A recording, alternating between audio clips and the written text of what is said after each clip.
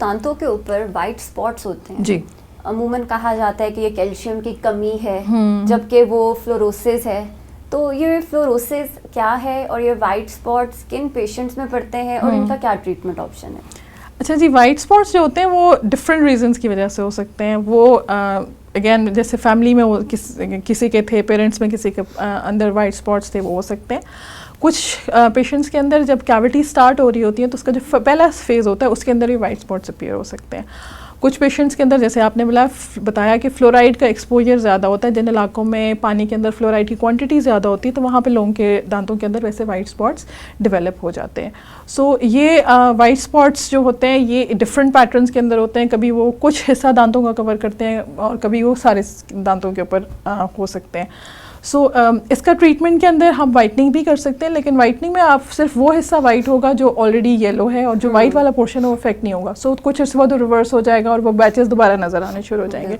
सो इसका best treatment यही है कि आप उसको विनेयर से कवर करा लें। अच्छा, आजकल एक टूथपेस्ट बहुत वायरल है, हर पेज पे, टिकटॉक पे, इंस्टाग्राम पे उसके बारे में जो है रिव्यूज़ देखने को मिल रहे हैं, पर्पल टूथपेस्ट, कि ये टूथपेस्ट लगाएं और दांतों को वाइट करें।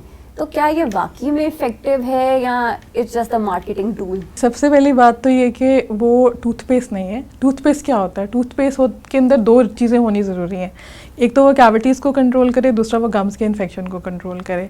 सो ये जो प्रोडक्ट है जो पर्पल कलर की है, it's not a toothpaste, it's a tooth whitening system. उसमें इनमें से दोनों में से कोई चीज़ नहीं है। अच्छा। सेकेंडली के दांत का कलर जो है वो वाइट करने के लिए बेस्ट ऑप्शन जो डेंटल ऑफिस के अंदर वाइटनिंग होती है वही है। ये टेम्परेरीली दांतों के साथ अटैच हो जाता है। सो एक डाई है, it's kind of a die. वो आपको एक इल्यूजन देता है कि आपके दांत वाइट हो गए। थोड़ी देर के लिए वो वाइट लगते हैं, लेकिन कुछ देर बाद फिर येलो होना शुरू हो जाते हैं। अच्छा, अगर टीथ वाइटनिंग की बात करें तो कुछ टोटके भी हैं जो घर में लोग इस्तेमाल करते हैं। तो क्या घर बैठे हम दांतों को सफ़ेद कर सकते हैं? अच्छा, घर में मोस्टली लोग जो हैं लेमन, बेकिंग सोडा इस तरह की चीज़ें इस्तेमाल करना पसंद करते हैं, क्योंकि घर में जो भी ये करेगा वो डेंटिस्ट नहीं है। सो उनको नहीं पता कि जो दांत का कलर ख़राब हो रहा है वो किस वजह से हो रहा है। मोस्टली जैसे मैंने बताया, दांत का कलर एनामल के ख़त्म होने से ख़राब होता है, या कैविटीज़ की वजह से ख़राब होता है, या कोई डिफेक्ट होता है एनामल का उसकी वजह से ख़राब होता है। तो आप टेम्परेरीली दांतों को वाइट तो करेंगे, लेकिन उसके साथ साथ आपके टूथ की जो सबसे वैल्यूएबल चीज़ है जो आपका एनामल है, आप वो लूज़ करते जाएंगे। और उसके नतीजे में थोड़ी देर के बेनिफिट की रिजल्ट में आपको मिलेगी सेंसिटिविटी, आपको मिलेगी परमानेंट डिस्कलरेशन। क्योंकि ये सारी चीज़ें ये क्या करती हैं कि एनामल को एब्रेड करती हैं, डिज़ोल्व करती हैं। जैसे कि एसिड्स होते हैं जो कि लेमन के अंदर होता है, वो एसिड जो है एनामल को डिज़ोल्व करता है। इसी तरह चारकोल पेस्ट आजकल बहुत पॉपुलर है, वो और इस तरह जो बेकिंग सोडा है वो क्या करते हैं कि बहुत एग्रेसिवली रब करते हैं दांतों को।